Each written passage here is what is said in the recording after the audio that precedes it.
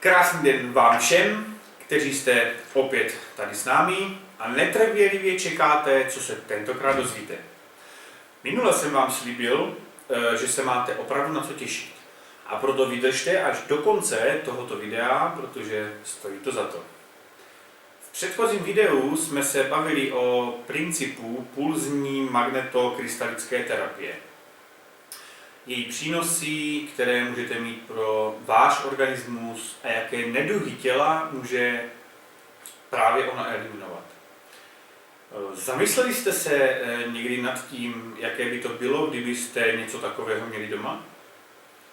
Dokázali byste si představit, že nemusíte už z práce trmácet se na rehabilitaci, kterou vám doporučil váš osobní lékař, ale že byste ji měli v klidu doma a že byste u ní mohli číst svoji oblíbenou knihu nebo popíjet váš oblíbený nápoj.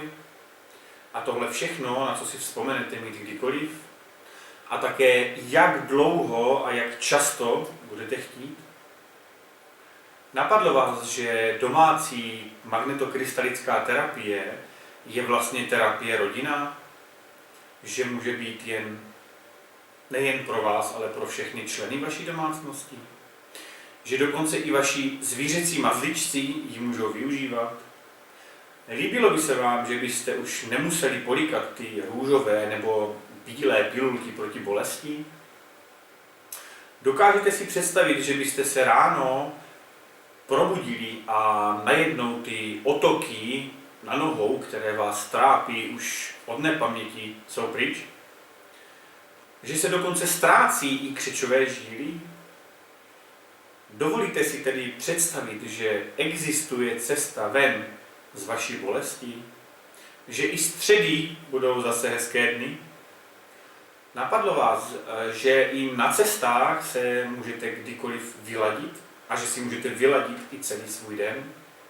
Já bych vám opravdu moc přál, abyste si tohle všechno představit dokázali a měli se natolik rádi, že se rozhodnete udělat si radost. Radost pro sebe. A nebo třeba někomu ve vaší rodině, někomu, na kom vám opravdu záleží a kdo víc než na sebe myslí nejdříve na vás a na druhé. Pomalu se tedy budeme muset rozloučit. Ale ještě než se tak stane, chci vám říct něco opravdu důležitého. Chci vás hlavně povzbudit. Povzbudit a usnadnit vám první krok. A tak jsem si pro vás připravil 2 překvapení. Jedním z nich je poukázka. Poukázka v hodnotě 2000 nebo 1000 korun na přístroj, který se rozhodnete u nás zakoupit.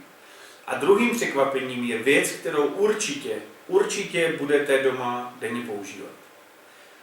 Dárky, o kterých mluvím, rozdáváme však pouze do středy 18.12. do 24 hodin. Proto rozhodujte se srdcem, Vánoce se blíží. Klikněte na odkaz tady dole pode mnou, pod videem a vylaďte si svůj den. Mějte se krásně, děkuji vám za pozornost a podívejte se na svůj dárek.